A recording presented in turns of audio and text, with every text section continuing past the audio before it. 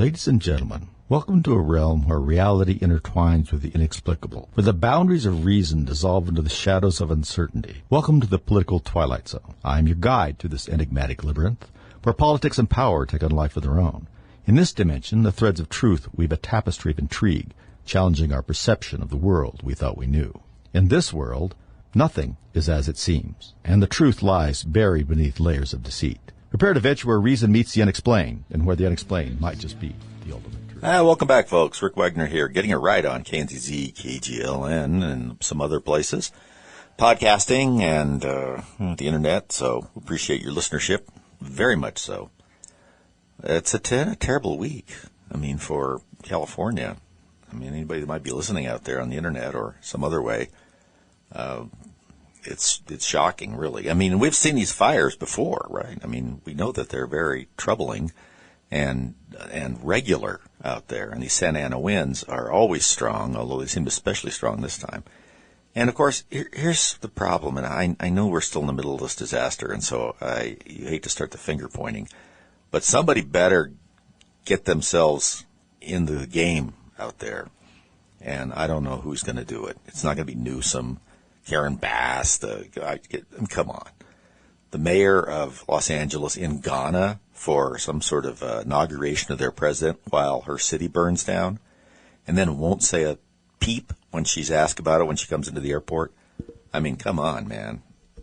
I'm starting to sound like Biden. Come on, man. That's terrible. And here's a word that seems to have just disappeared from the lexicon of certainly anything that has to do with the government, and that is competence. Obviously, there are things about this that we know now that were clearly mistakes, either incompetence, ignorance, something out there. You shouldn't live in a place that you pay so much taxes and turn a fire hydrant on and there's no water in it. Or that they don't spend most of their money on police and fire. They spend it on all kinds of things. Stuff that we could talk about here that are at best is tangential. Some of them are not even something we ought to be spending money on, or they ought to be spending money on. And you think, who's going to end up paying for this? Well, the state of California is going to end up paying for a lot of this, but so are all of us. Federal disaster aid is going to go in there. We're still trying to figure out how to clean up what happened from the hurricane in North Carolina. Those people aren't, back on their feet either. And then we have this. And this is more clearly attributable to certain policies. And we could wait a while to start talking about that, but it's important. If you look at the confluence of ignorance that brought about this, now, would there have been a fire? Probably. Would it have been like this bad? I think there are plenty of things they could have done to mitigate it. We all know what they are. Fill the reservoirs. They don't want to fill the reservoirs. They want the rivers to run free. And there's a small fish, and I can't remember the name of it now, that they were trying to protect by not filling the reservoirs and whatnot. Oh, what? And then we also have the next problem of that they won't do anything to the forests. They won't do underbrush clearing. They won't do anything like that. And Trump is completely right. If you heard him speaking the other day, that he was saying he spoke to the Prime Minister of Finland and the Chancellor of Germany in the past. I believe it was Germany, maybe it was Austria, but both of which have a lot of forests. And they indulge in the protective act of clearing out the underbrush, the fuel. So if there is a fire, it doesn't spread like literally wildfire. But not us, not California. No. Let nature take its course. Well, I can tell you what nature's course is that when things get to a certain point, things are so choked off and dry and all of the factors are correct or incorrect, depending on how you look at it, nature will clear it out itself. Unfortunately, we're in the middle of it. So our job is to be proactive. I don't understand why we are not, as a people, or those people out there, the people I'm talking to now probably already know this. I mean, we're supposed to be stewards of the land, not victims of it, not doing anything to it, just letting it just do whatever it wants and treat us any way it wants. I mean, I don't want to anthropomorphize it, but look, you have to impose some order on things. If you're going to build, if you're going to have civilization next to some things, you have to have some kind of order about that. This seems to be counter to what the Democrats in California want to do. It's beyond me how long people will put up with it out there. I'm afraid it's going to be a long time. How many times have we said, oh, well, this time they'll get it. They'll understand what's going on. I think that they will try and rub this off on climate change, if you can believe that. Something to do with Trump. I've already heard some murmurs about that. I can't quite make the connection yet, but give them time. And then just, well, we couldn't have foreseen. Of course you can foresee this. You have it every year to some extent.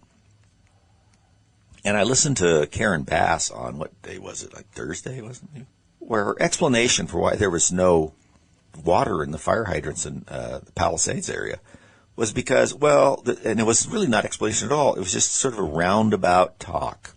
Now, when she was confronted with questions about where was she, why wasn't this done, this and that, she just brushed them off by saying, well, we don't want to talk about that now because we're just in the business of saving lives right now. No, the business of saving lives also includes doing something right before the disaster. So, yeah, this is about the business of saving lives, those questions. What are you doing? Where are you? Well, frankly, I think that if you thought about it, it wouldn't have mattered if she'd been there or not. She's clearly incompetent to the kind of level that I hate to see in any kind of government, or even a clerk in a fast food place. You couldn't have that kind of incompetence and run a business, but they let them run the cities out there.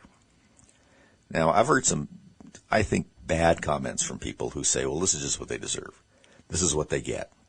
And some of them are talking about all the celebrity homes out there that burned down, like, they got it coming, or they're rich, what difference does it make? Look, these are all human beings, all walks of life, even though they're celebrities.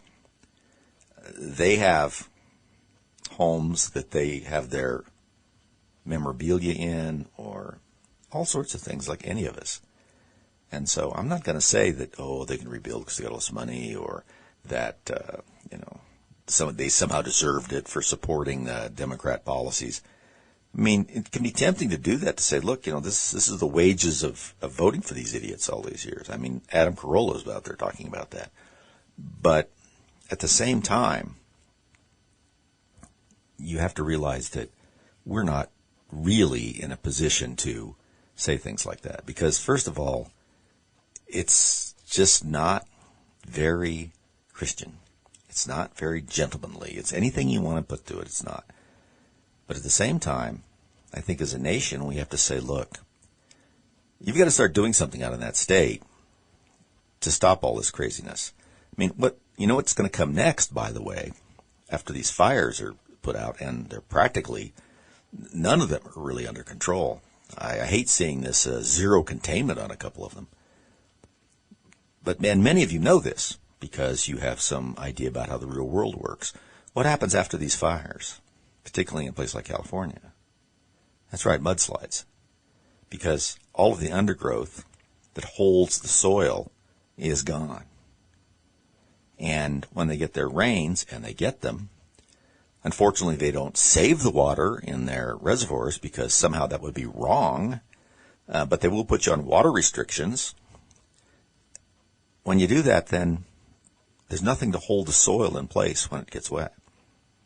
And there's a lot of these hillside homes, and a lot of the hills right around Los Angeles, if you've been out there, that are going to be denuded, as it were, of anything that holds the soil together. And you're going to start getting some rains, and you're going to start getting mudslides. And those are pretty hard to stop. You can start planting some grass and doing a few things to try and mitigate it in the future, but man, that's not something that you can do just snap your fingers, because it's a logical consequence of what happens after a fire like that. So even when these fires are out, the effects will not be done. Actually, you could probably just say you've crossed over into California because it's turned into the twilight zone. Or you could say where I'm at, you could say Colorado's headed that direction. Colorado as a state is headed towards Californication faster than about anybody. I mean, let's face it, parts of Oregon and Washington State are already there. Colorado has had their foot on the accelerator to be woke, green, and dumb for about, how long have we had these Democrat governors? For a while, and it's getting worse all the time. The only thing that saved us from this taxes, again, and I've said this many times, and you guys know this, is Taxpayers' Bill of Rights, which they hate at the legislature because it constrains the amount of money that they can siphon from you. But beyond that, if we didn't have that, I'm pretty sure we would have about 85% of what California is right now. I'm waiting for some sort of edict to come from the legislature that you can't buy anything but an electric car in 2035, like California, or that you have to have an electric heater in your house. I mean, that's happening places, by the way. That, no natural gas. You've got to use electric heat. And we've talked about that before. It's inefficient. It's extremely drying. And it's expensive to generate. And most of the people that want you to use electricity have no clue as to how you make electricity. They just think that maybe you wave a stick in the air and it stirs up the electrons and they somehow move along a line and, come into your house. Maybe you invite them in. Who knows? They don't know. This is a frightening thing, and this is the same thing that's going on with this competency thing. There are people that are making decisions about very important things in people's lives and how we operate as a society that have next to no knowledge whatsoever of how those things operate and have no interest in gaining that knowledge because they would prefer to have just a catechism. They would prefer to just go with what somebody else says, somebody in Washington says. Well, this is what they think is good. Oh, well, that should work here in Colorado or Utah or wherever the heck we're at without even understanding any of it. It's just frightening. And the sort of absurd stubbornness about it. And we're done. We should be done with all of these defensive things. Well, if we do that, that's some sort of ism, right? There's so many of them. No, we want competence. We want the best possible result with the least expense and the least loss of freedom. That's what we want. That's our Occam's razor, right? And yet, that seems like a dream when you look at some of these characters. Now, here in Colorado, I happened to notice the other day that one of the first things got introduced in our legislature, because unfortunately our legislature meets every year instead of every decade like it ought to. They came rushing in, and guess what one of the first things is? Now, many of you will guess something to do with climate change, and that is a good guess. But no, here in Colorado, it's about guns. And so they've introduced a bill in the legislature to essentially ban the manufacture, sale, but not the possession, manufacture and sale of semi-automatic firearms that have detachable magazines. That's interesting. There are not a lot of semi-automatic firearms that don't have detachable magazines. Now, there are a few. If you had an M1 carbine, a few other things that have an internal one that you can access. But take a look at, say, any of your semi-automatic firearms. If that magazine didn't come out, how would you load it? Well, you wouldn't. You can't. Maybe somebody could figure out a way, depending on the firearm, to force a couple of rounds in through the ejection port. But other than that, it ain't going to work. What they want is now, if they have their way, and I'm hoping and I'm expecting maybe this is a bridge too far for them, but the idea that this never ends. It never ends. This is the problem we have. We think as conservatives that when we get to a certain point and it makes sense, that people will recognize it makes sense and move on to something else. That's not what happens. The people who believe these things, these far-left ideologies, these crazy ideas that, somehow guns cause crime instead of are instruments of crime, things like that, or what I worry about even now is, why are you so interested in disarming everybody? I mean, I didn't used to give a lot of credence to that. Now I'm afraid I have to. So what's going on with that, right? I mean, that's your idea of that's the most important thing. And once again, they don't really understand anything that they're doing here. And by magazine, I'll be interested. I haven't read the instructions in there, but will that include like the magazine of a shotgun, right? Because that's essentially a magazine. What do they want? Are we going back to flintlocks? Because that's what they act like. Well, the Second Amendment only refers to things like, Kentucky long rifles and things like you even understand that. Obviously it doesn't. The Supreme Court has had some good decisions about that. That actually makes sense. There's a historical perspective on this. These guys aren't the slightest bit interested in that. They're not interested in the things they say they're interested in trying to solve. They're interested in getting rid of things that they don't like. And the reasons they say they're getting rid of them are usually not their real reasons. So this is the kind of thing we have. This is the kind of thing that you have when you have a Democratic majority and almost a supermajority, but not. We managed to avoid a supermajority in this last election in Colorado of Democrats. This is the kind of ideas they have. And one bad idea just morphs into another bad idea. And before you know it, you're California. And most states can't afford to be California. California can't afford to be California anymore. But at least they had a running start with it with at least $4 or $5 trillion in assets along, part of the coastline there. They were able to extort enough money out of people there. The rest of the state is just suffering. Now, California, I believe, as a percent, showed the most growth in votes for Republican/Donald Trump this last election of any of the other states. I haven't confirmed that yet, but somebody said. It certainly was quite a bit. Quite a bit of California became red.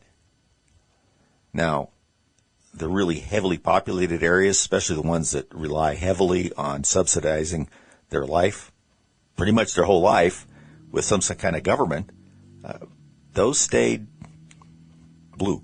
And there's a lot of people in them. There's also the people who have enormous amounts of money that feel guilty about it and realize that they can support all of these, what seemingly are like, oh, this is just so, it's from the heart, From the heart, what you mean? You want everybody else to do it. You have no intention of participating in it. You don't have to participate in it. Your wealth and status keep you from having any blowback from these things. So it's just everybody else.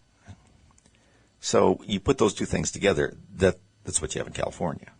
And I don't know if that's ever going to change without, this is a pretty big disaster here, but Newsom has been running around dodging questions. Karen Bass just shuts up, doesn't answer questions, and if somebody asks her one now, she just starts gabbling about, that's not important now. Yeah, it is important now, Karen, because really you're not doing anything here. You just came wandering back in from Africa. The people on the ground that are doing things have nothing to do with you. You're not out there directing anything. You're not in a Nomex shirt out there, shoveling a fire break. So you do have time to talk about this other stuff. Your whole day is not brought up with these things. That ship has sailed. The emergency itself is dictating what's happening. So knock it off.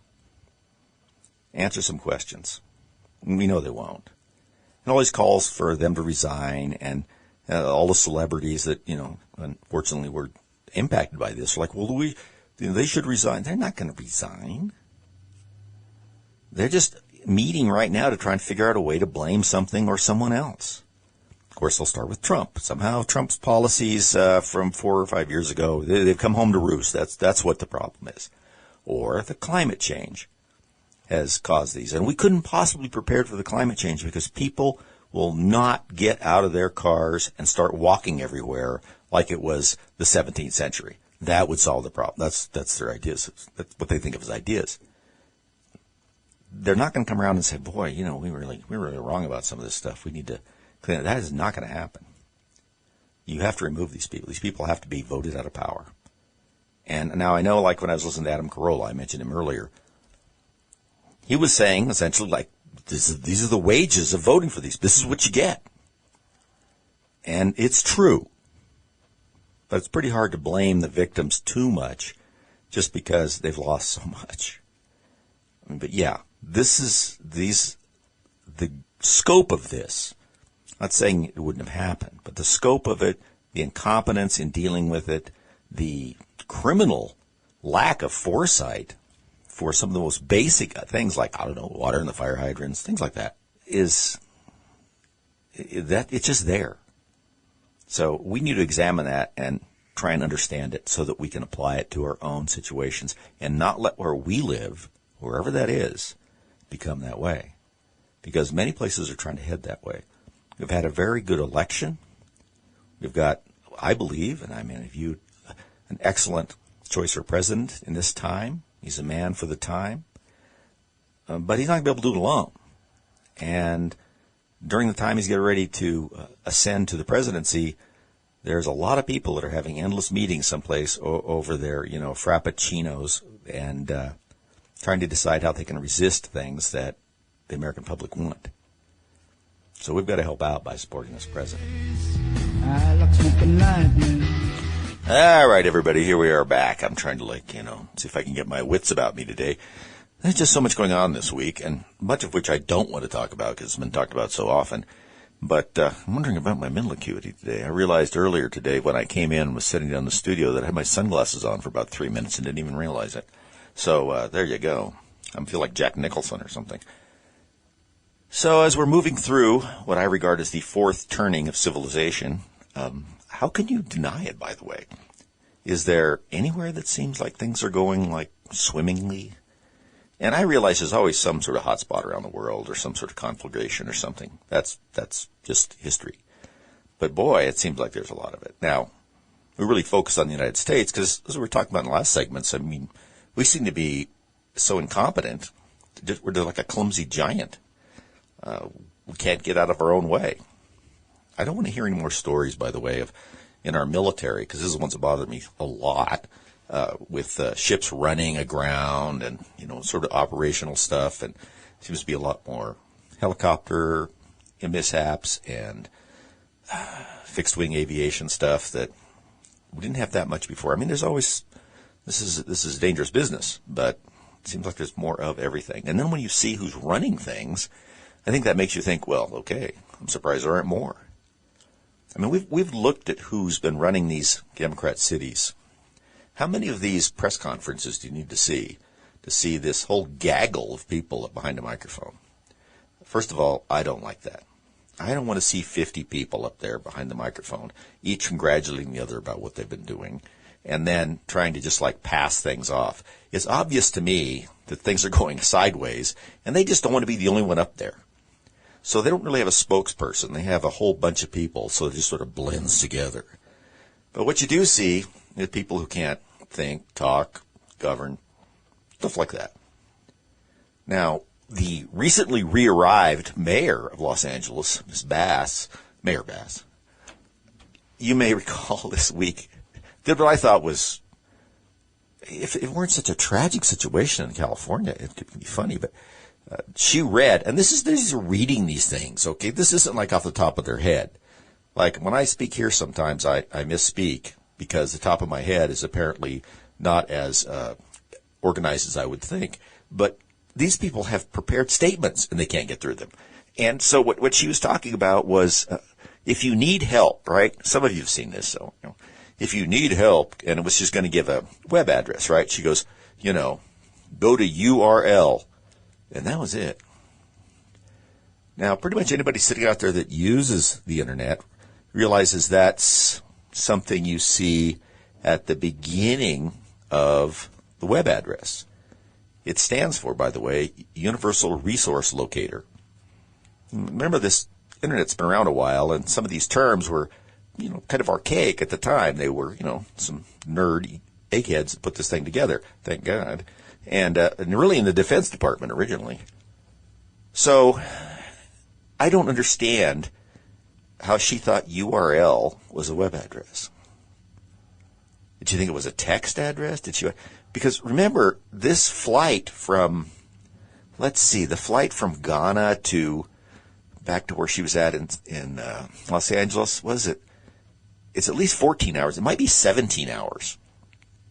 And she allegedly at some point told people that she was in constant contact, on the phone, texting, emailing, this and that.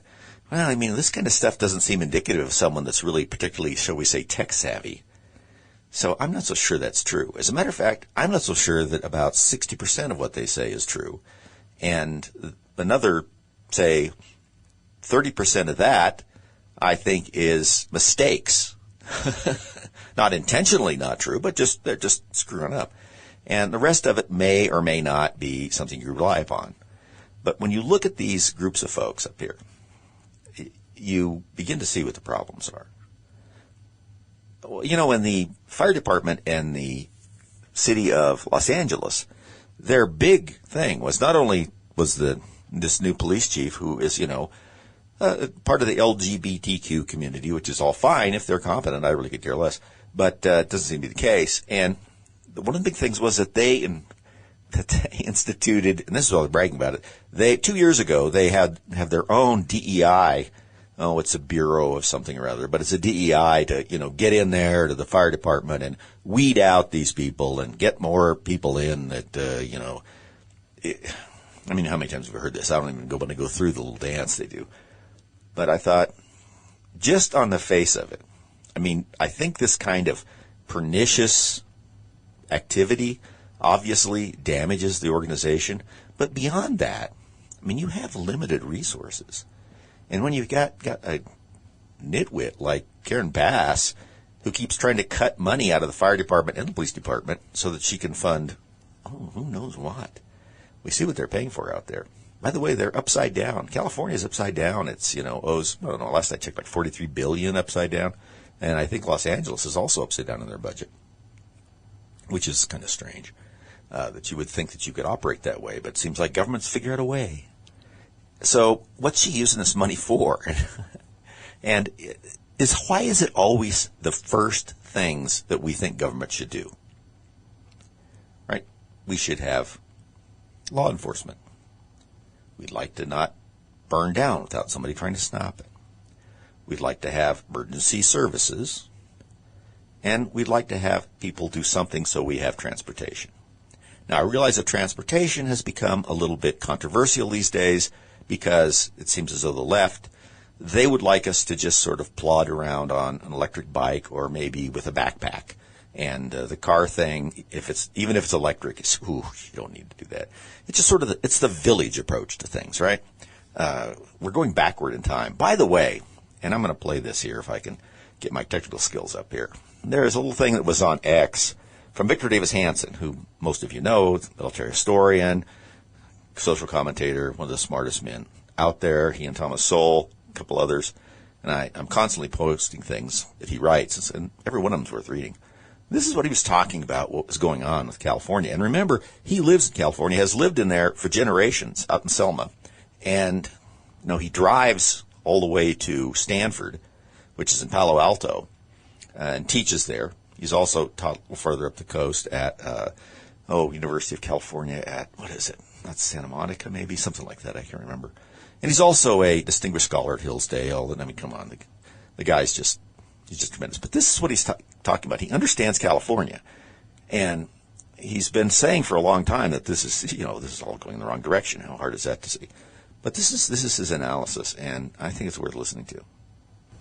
So it was a total systems collapse from the idea of not spending money on irrigation, storage, water, fire prevention, and forest management, a viable insurance industry, a DEI hierarchy. You put it all together, and it's something like a DEI Green New Deal hydrogen bomb. Gavin Newsom was fiddling. He's almost Nero Newsom. And this has been something that is just unimaginable, this systems breakdown. And to finish, what we're seeing in California is a state with 40 million people. And yet the people who run it feel that it should return to a 19th century pastoral condition. They are de-civilizing the state and de-industrializing the state and de-farming the state but they're not telling the 40 million people that their lifestyles will have to revert back to the 19th century when you had no protection from fire, you didn't have enough water in California, you didn't have enough power, you didn't pump oil. So we are deliberately making these decisions not to develop energy, not to develop a timber industry, not to protect the insurance industry, not to protect houses and property. And we're doing it in almost a purely nihilistic fashion. And Karen Bass should resign. She came to the airport back from Africa. She had nothing to say. She was confronted at the airport. Why were you in Africa? Why did you cut the fire department? They cut the fire department by almost $18 million. They gave fire protective equipment to Ukraine's first responders. And she had nothing to say. She had nothing to say because she couldn't say anything. I don't want to be too pessimistic or bleak tonight, but this is one of the most alarming symptoms of a society gone mad. And if this continues, and if this were to spread to other states, we would become a third world country if we're not in parts already.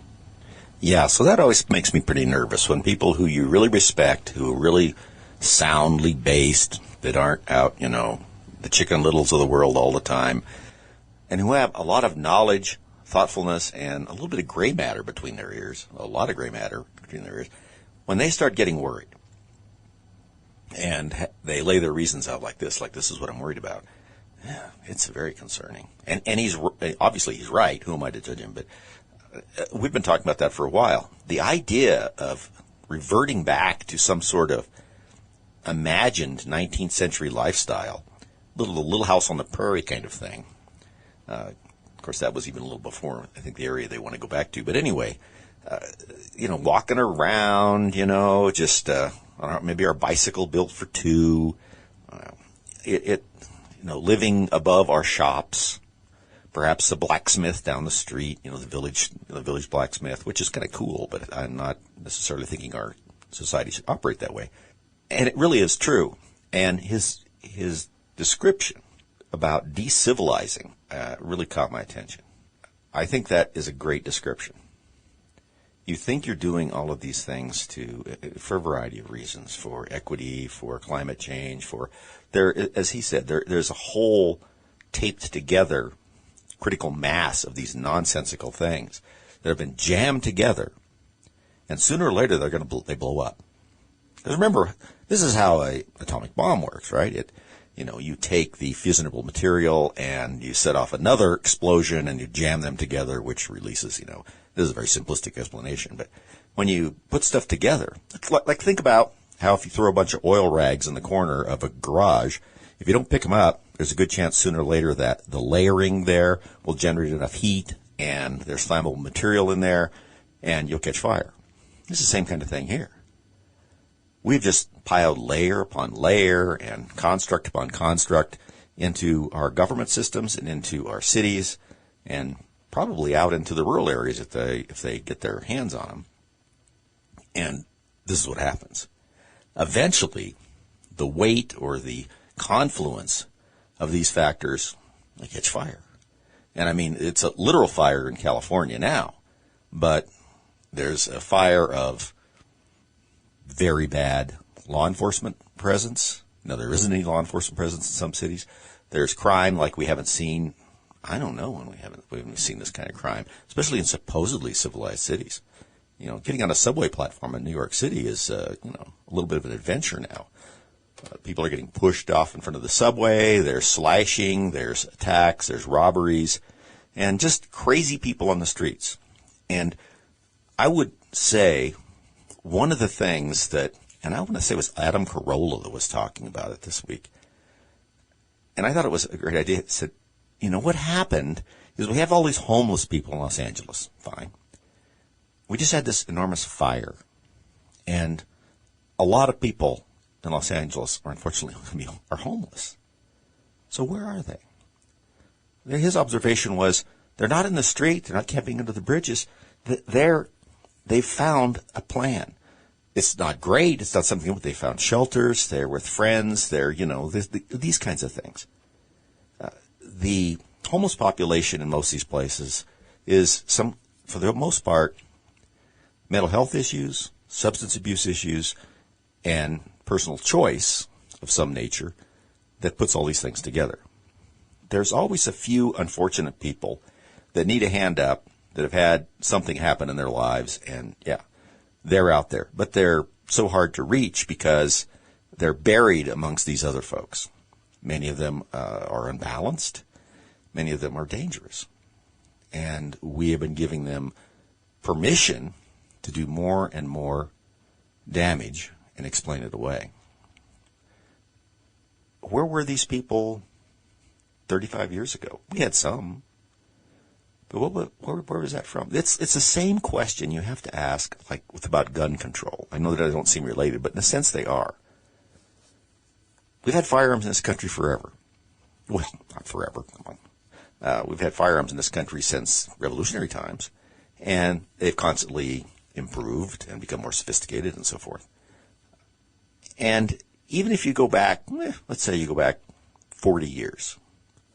Let me go back 50 years. 50 years is a nice number because it was before some of the craziness. Now, the first real gun control stuff nationally we had was after the Kennedy assassination. And they found out, and I'm stretching my memory here, and if somebody correct me, please do, but that I believe that Harvey Oswald purchased his rifle through the mail.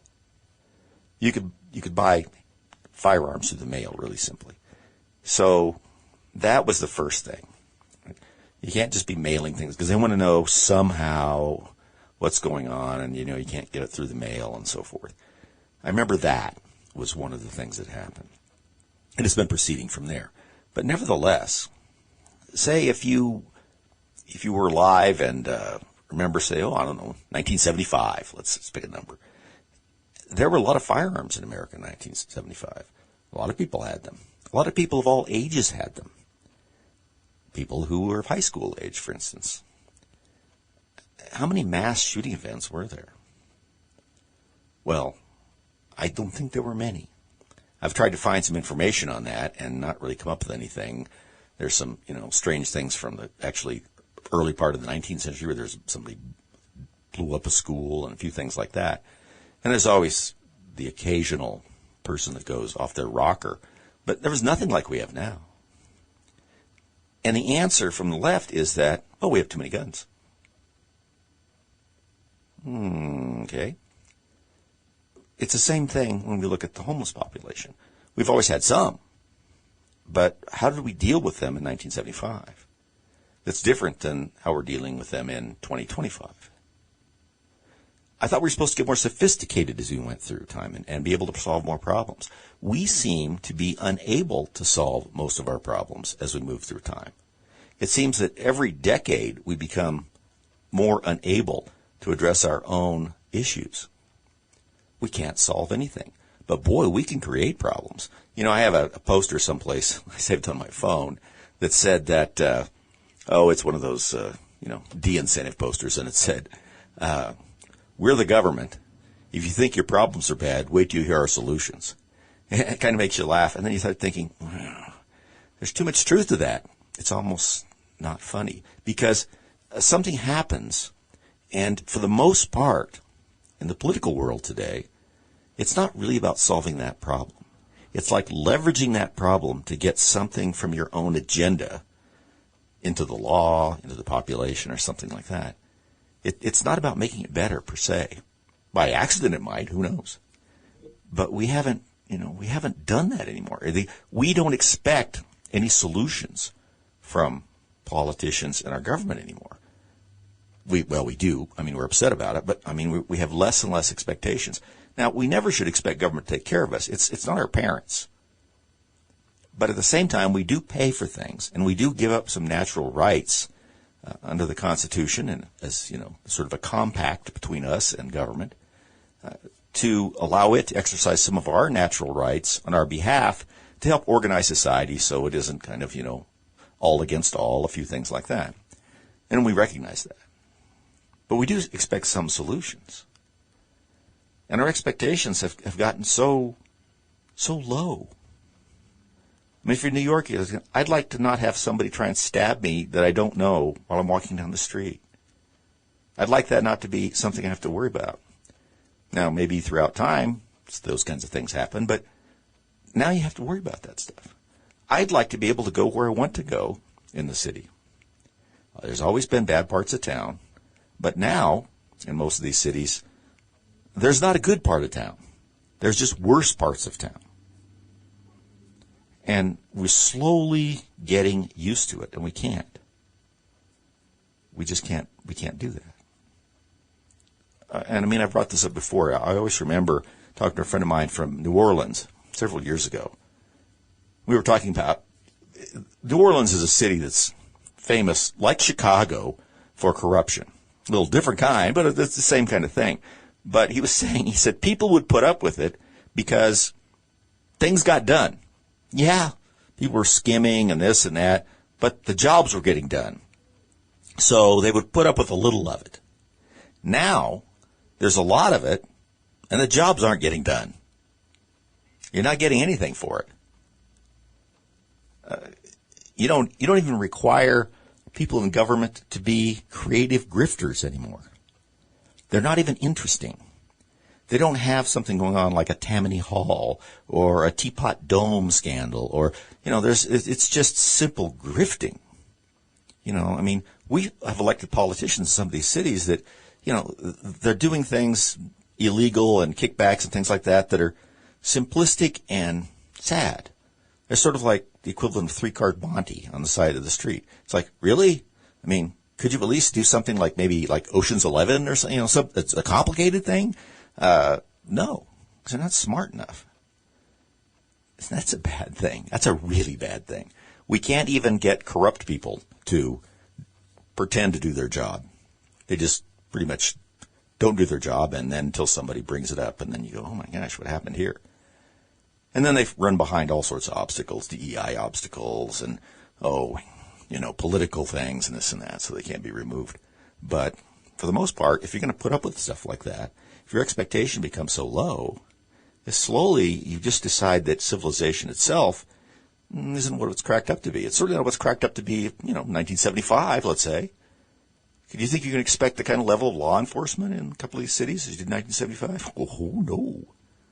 Does that seem like moving forward? Or is that something like what Victor Davis Hanson talked about? Is that like decivilization? It does seem like that.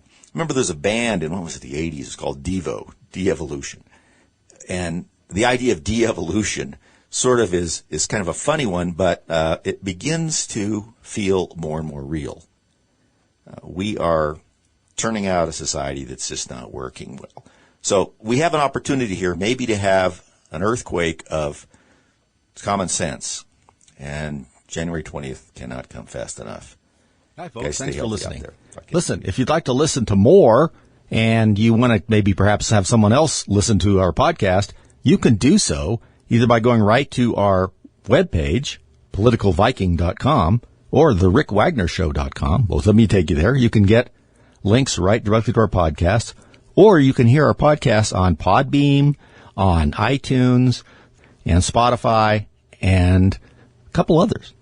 So you can find us. We appreciate it if you do. And if you've heard the show, you want somebody else to hear it, that's a good way to send it to them.